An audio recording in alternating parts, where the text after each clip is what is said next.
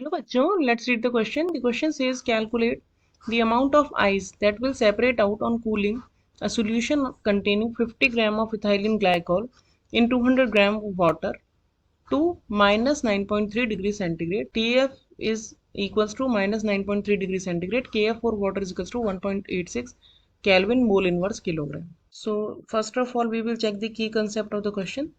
The key concept of this question is that delta TF is equals to KFM. यहाँ पे KF molar depression constant है और M जो है वो है मोलैलिटी. तो मोलैलिटी जो होती है वो होती है मोल्स ऑफ सॉल्यूट, यानी कि WB mass of solute by molar mass of solute divided by mass of solvent in kilogram. तो अब अगर हम इस क्वेश्चन का सोल्यूशन देखें तो हमें क्या क्या वैल्यूज दी हुई हैं. डेल्टा TF होता है TF of solvent in pure state minus TF of solution. तो TF सॉल्वेंट प्योर स्टेट में फ्रीजिंग पॉइंट वाटर को होता है 0 डिग्री सेंटीग्रेड माइनस TF दिया है माइनस 9.3 डिग्री सेंटीग्रेड. तो यानी कि डेल्टा TF आ गया 9.3 डिग्री सेंटीग्रेड. और KF की वैल्यू हमें दी है 1.86.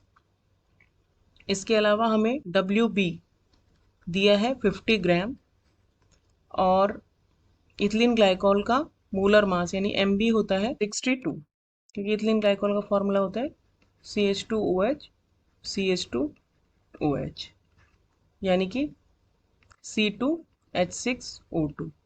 तो यहाँ से हम निकालेंगे तो 12 into 2 plus 6 into 1 plus 16 into 2. तो ये अगर हम टोटल करेंगे तो ये आएगा 62. और W अगर हम यहाँ से कैलकुलेट कर लें तो हमें पता लग जाएगा कि कितना वाटर जो है वो कंज्यूम हुआ है. और अगर हम उसे टोटल अमाउंट जो हमने पहले लिया था उससे माइनस करेंगे तो we can calculate the ice separate out. तो डेल्टा TF आ गया 9.3 is equals to KF 1.86 into WB that means 50 divided by MB यानी कि 62 और WA we have to calculate.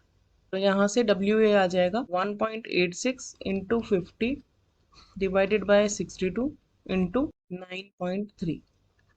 तो कैलकुलेट करने पे ये आएगा 0.161 किलोग्राम, क्योंकि जो वेट ऑफ सॉल्वेंट होता है वो किलोग्राम में होता है जब हम मोलैलिटी की कैलकुलेशन करते हैं. तो अगर हम इसे ग्राम में कन्वर्ट करेंगे तो ये आ जाएगा 161.3 ग्राम्स. तो आइस सेपरेट आउट जो हुई वो हो गई क्योंकि हमने इनिशियली लिया था 200 ग्राम ऑफ वाटर जबकि कंज्यूम हुआ 161.3.